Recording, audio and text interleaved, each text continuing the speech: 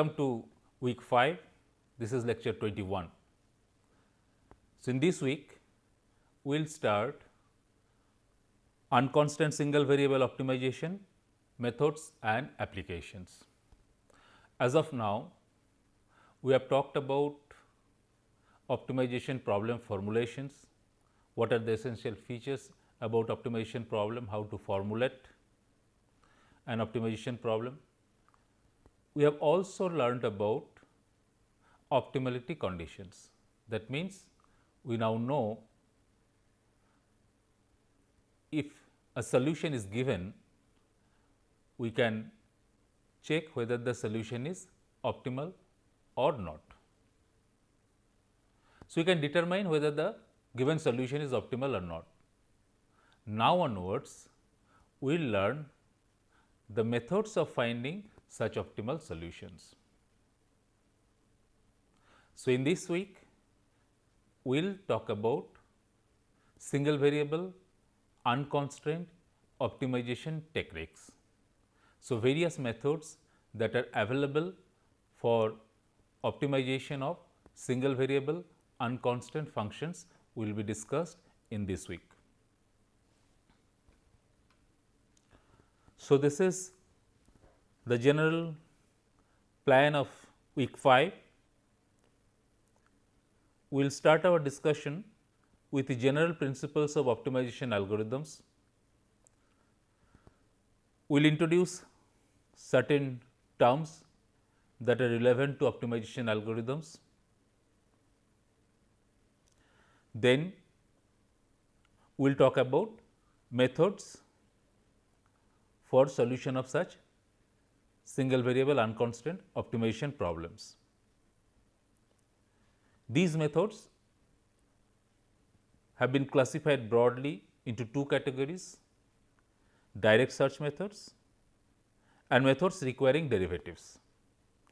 The direct search methods do not require information on derivatives and uses function value only, whereas as the name suggests, methods requiring derivatives makes use of information about derivative. So, they use both function value information as well as derivative information. Under direct search methods, we will talk about bracketing methods that are used to put or determine or locate the optimal solution within bracket. That means, you can bound the optimal solutions. We will talk about a technique known as exhaustive search. Then, once a solution has been bracketed or once the optimal solution has been located within some upper bound and lower bound, region elimination methods can be used to improve the accuracy of the solution. That means, these bounds can be narrowed down and the optimal solution can be found with less uncertainty. So, we will talk about certain methods known as interval halving method, Fibonacci method, golden search methods, etc. Then we will move on to methods requiring derivatives, where we will talk about popular methods such as Newton-Raphson method, bisection method, secant method, etc. So, today in this lecture, we will talk about general principles of optimization algorithms. So, let us look the graph of a single variable function as shown on the figure.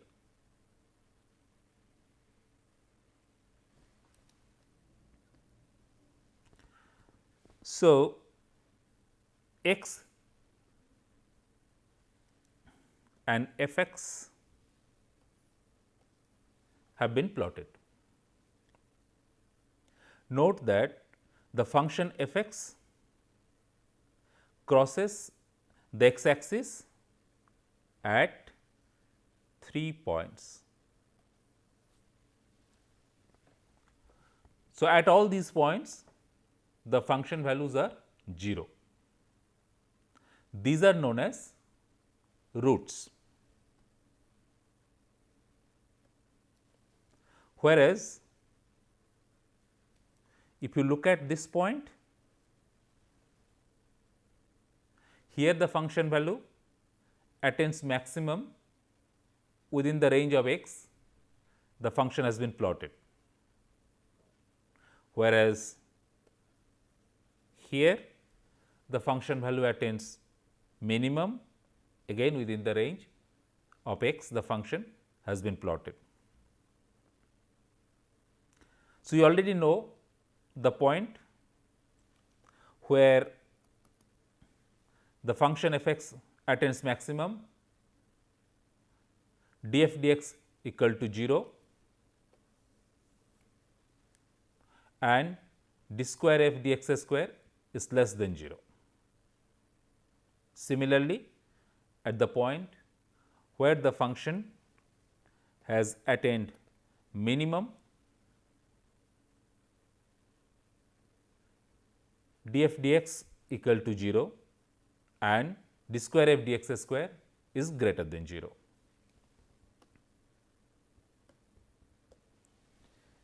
Now, this root finding and optimization is somewhat similar. So, during root finding, we basically search for zeros of a function.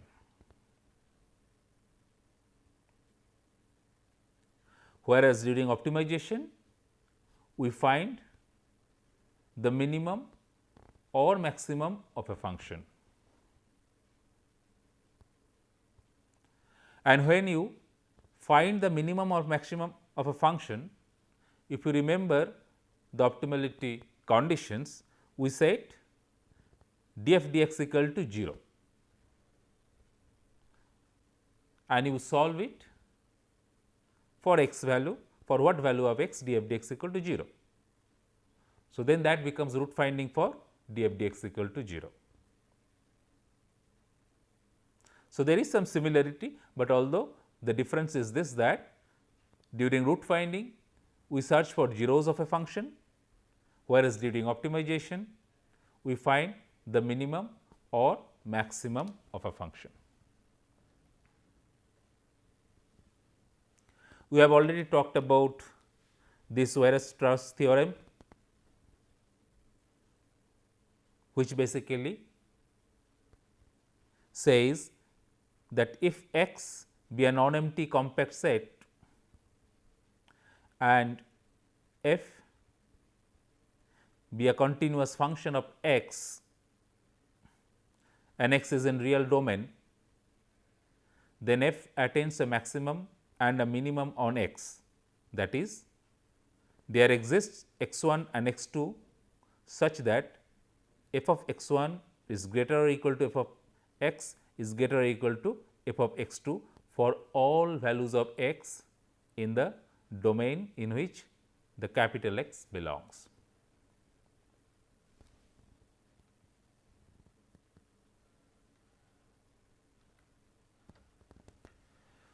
So, now let us quickly review what we have learned about unconstant single variable optimization problems in our previous weeks.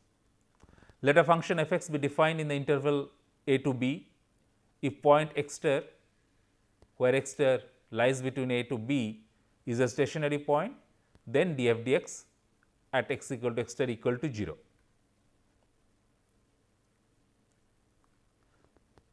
So, this is the first order necessary condition which gives us the stationary point. Second order necessary condition for a local minimum is d square f dx square is greater or equal to 0. Second order necessary condition for local maximum, d square f dx square is less or equal to 0. We are also familiar with second order sufficient condition for local minimum, which is d square f dx square is strictly greater than 0, and second order sufficient condition for a local maximum, which is d square f dx square, is strictly less than 0. A stationary point that is neither minimum nor maximum is known as inflection point or saddle point. So, this is what we have already learned, and we have seen certain examples where we have applied these optimality conditions and found out optimal solutions and checked that the solution was really optimal or not, or the solution was maximum or minimum. Now, such analytical methods can be easily applied for simple objective functions. The condition df dx evaluated at x equal to x star equal to 0 may lead to a nonlinear equation, and it may not be possible for you to solve the nonlinear equation analytically. You may require numerical solution. Analytical methods are usually difficult to apply for nonlinear objective functions with more than one variable. Even for single variable nonlinear objective function, it may not be possible for us to solve analytically. Closed form solution may not be available. But when you talk about nonlinear multivariable objective functions, the application of analytical methods are usually difficult because the necessary conditions may result in n nonlinear equations which has to be solved simultaneously.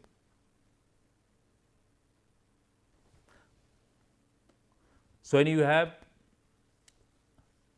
multivariable nonlinear objective functions, let us say your objective function has n variables and the objective function is nonlinear, you will apply this first order necessary condition to determine the stationary points, which are gradient of f equal to 0,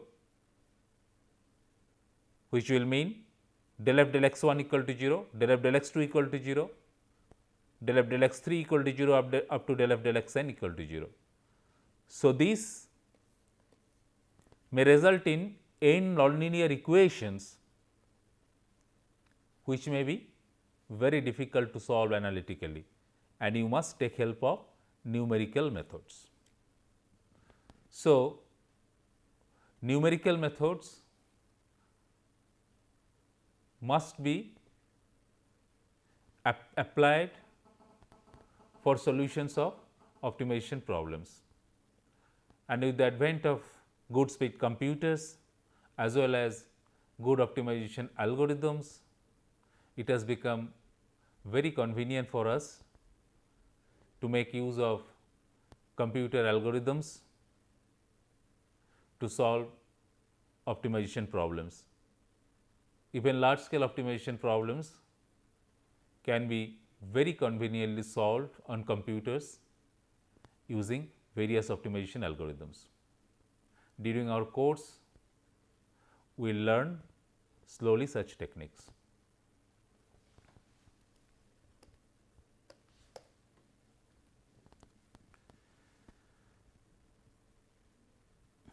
So, what is the importance of learning unconstant single variable optimization problems? We perhaps intuitively feel that most of the real life problems will be multivariable in nature. While that is true, definitely there are some unconstant problems which have only one variable. So, there are some single variable unconstant problems which are important to be solved. Second, many multivariable optimization techniques require repeated use of single variable unconstant optimization problems. So, it is important to learn unconstant single variable optimization techniques primarily for two reasons. One, there are certain important problems which are single variable in nature. Secondly, when you solve multivariable optimization problems, certain techniques require repeated use of one dimensional search techniques. That means, techniques that are used for solutions of single variable unconstant problems.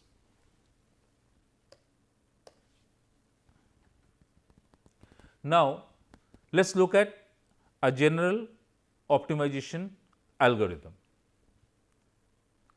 Consider an unconstant optimization problem such as minimization of f x and x is in real space.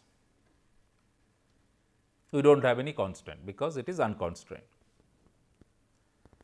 Any optimization algorithm starts by an initial point, say x 0, and performs series of iterations to reach the optimal point. Let us say the optimal point is x or x star.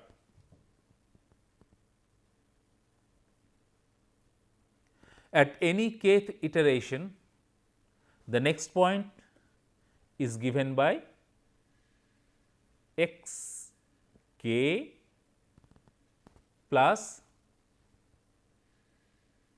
alpha k into d k. So, you have to learn what is alpha k and d k here.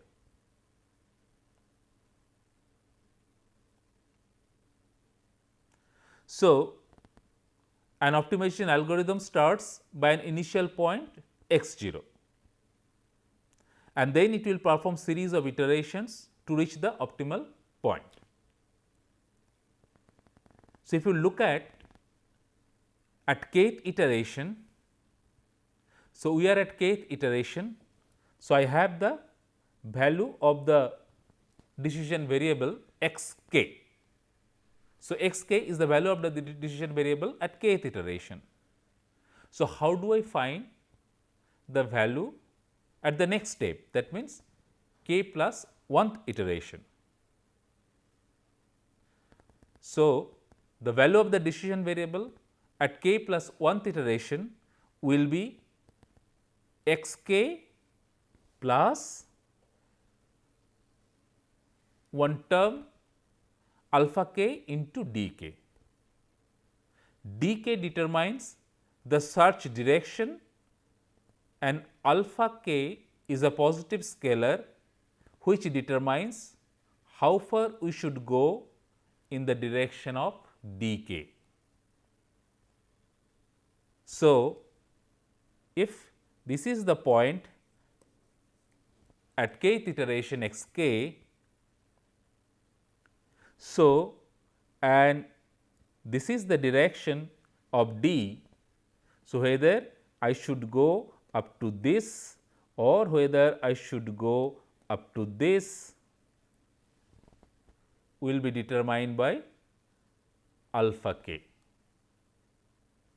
So, if I decide to go up to this, it will be x k plus 1. So, x k plus 1 is basically x k plus this much,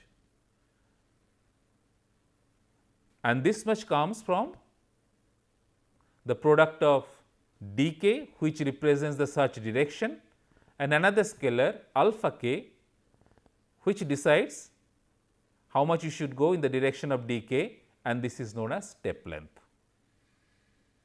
So, this is in general how an optimization algorithm will compute the k plus 1th step when we are staying at kth step.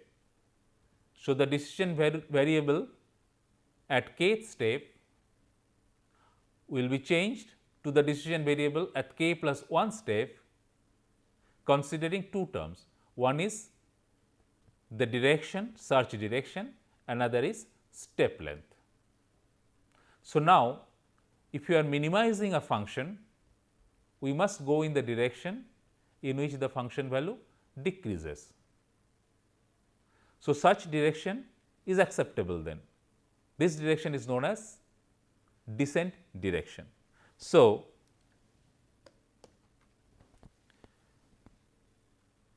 since we want to minimize a function, we need the function value at k plus 1th iteration should be less or equal to the function value at kth iteration. Then we are moving in the descent direction. That means, f of x k plus alpha k into d k is less or equal to f of x k, because x k plus 1 is x k plus alpha k d k. So, if the function value decreases in the direction of d, d is the descent direction.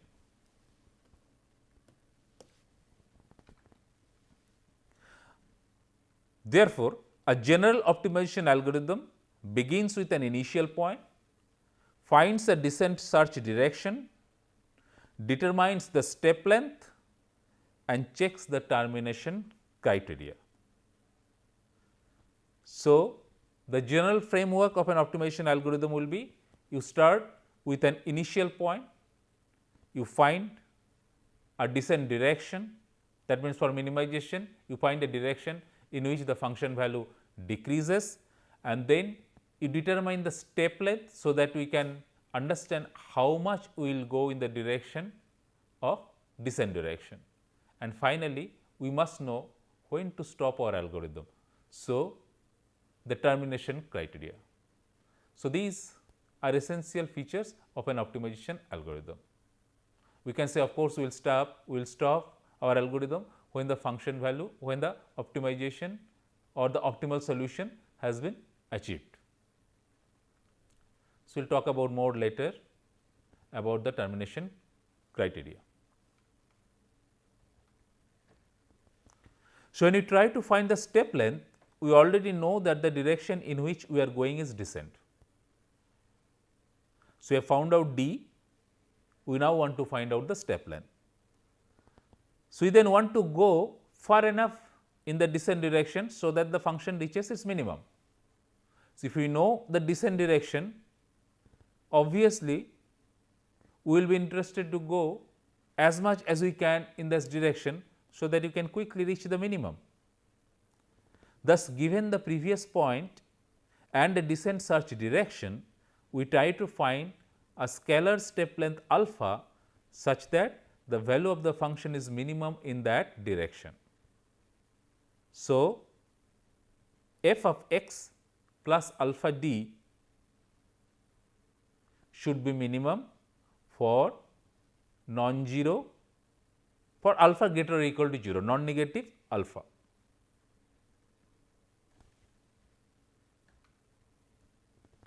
Now, x and d are known. Try to understand this. What we are saying is that given the previous point, that means x k and the descent search direction d, we try to find the scalar step length alpha such that the value of the function is minimum in that direction.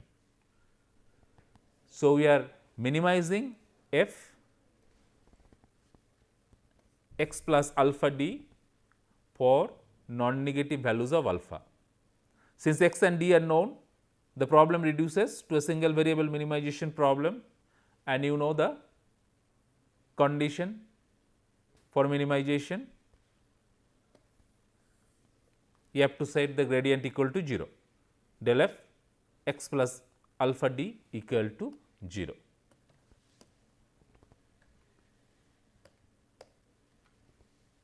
So, all you are doing is trying to find 0 of a function.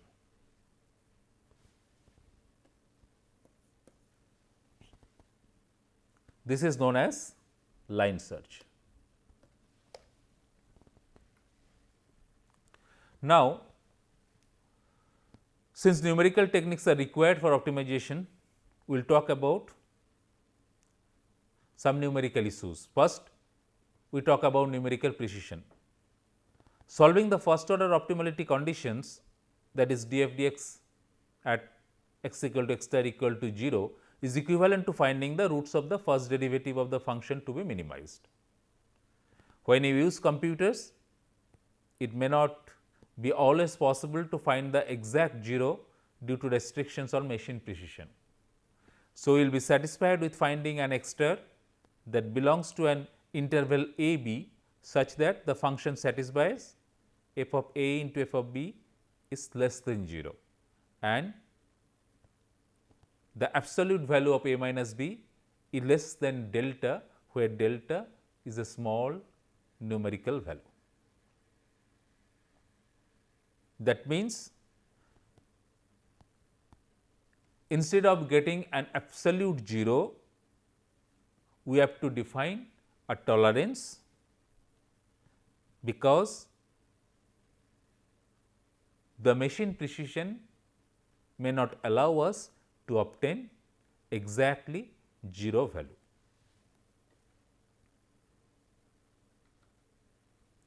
Now, let us talk about another important aspects known as scaling. Optimization algorithms use the values of objective function and derivatives of the objective function and the constraints to determine good search directions and step length. Also, function values are used to determine if constraints are satisfied or not. Although here we are talking about unconstant optimization problems, but later we will talk about constraint optimization problems. So, scaling is applicable to all optimization algorithms.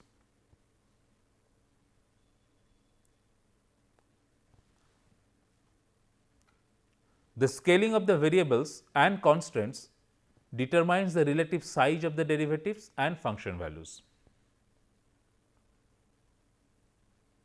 Note that optimization algorithms will use the objective function values and the derivative values for objective function as well as constants to determine the optimal solution.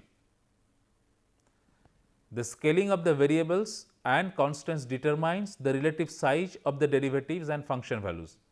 For numerical reasons, it is better if all variables are roughly the same magnitude in an optimization problem.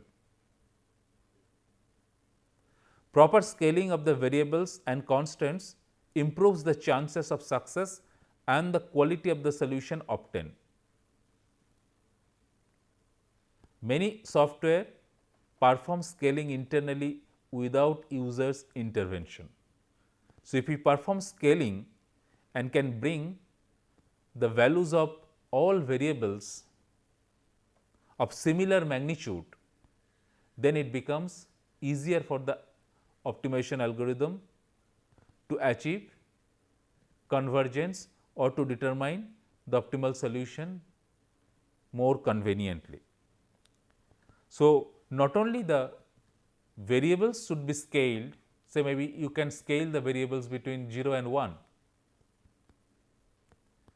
The objective function and the constants should also be scaled, so that their numerical values say may also be lying between 0 and 1. Suppose in an optimization problem, we have two variables L and W.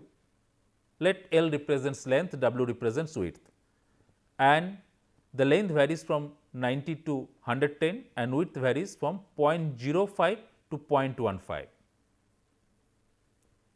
Say we will be doing better if you scale L as 0.9 to 1.1, that means divide the original L by 100, and if we scale the width as 0.5 to 1.5, that means multiply the original width by 10. Now, note the scaled length and scaled width are more or less in the similar magnitude.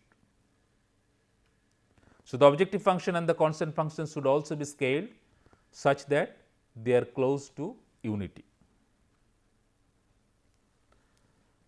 Next, we will define another important term known as convergence rate. Optimization algorithms compute a sequence of approximate solutions that we hope will converge to the true optimal solution. So, we can ask two questions: does the optimization algorithm converge? That means, does the sequence of approximate solutions it generates converge? And if it converges, how fast does it converge? Suppose you have a sequence of points x k, k equal to 1, 2, 3, etc., converging to a solution x. So, for a convergent sequence, we need limit x k minus x star k tends to infinity equal to 0, where x star is the optimal solution. So, this condition must be satisfied for a convergent sequence, limit x k minus x star k tends to infinity equal to 0, where x star is the optimal solution. The rate of convergence is a measure of how fast an iterative method converges to the numerical solution. An iterative method is said to converge with order r when r is the largest positive number such that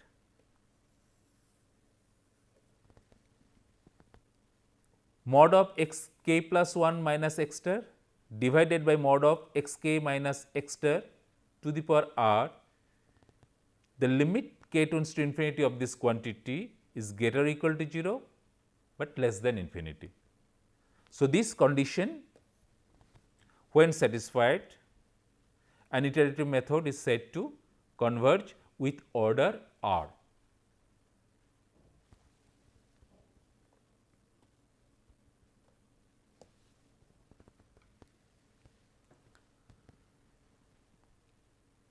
So, let us write now as follows, that mod x k plus 1 minus x star by mod x k minus x star to the power r, limit k tends to infinity less than p, where p lies between 0 and 1. Note that if p is greater than 1, the sequence will diverge. Now, we will have different types of convergent sequence depending on values of p and r. If r equal to 1, the method is said to be linearly convergent. This is typically slow convergence. Here, norm of error decreases by a constant factor at each iteration. There are two special cases for r equal to 1 with p equal to 0 and p equal to 1. If r equal to 1 and p equal to 0, we call it superlinear convergence. This is first convergence. Whereas r equal to 1 with p equal to 1, this is known as sublinear convergence. If r equal to 2, the method is said to be quadratically convergent. It is first convergence. If the initial error is 10 to the power minus 1 and r equal to 1, then the sequence of errors will be 10 to the power minus 1, 10 to the power minus 2, 10 to the power minus 4, then 10 to the power minus 8, then 10 to the power minus 16, then 10 to the power minus 32, etc. So, note that it is very fast convergence. These definitions apply to both single variable and multivariable optimization problems.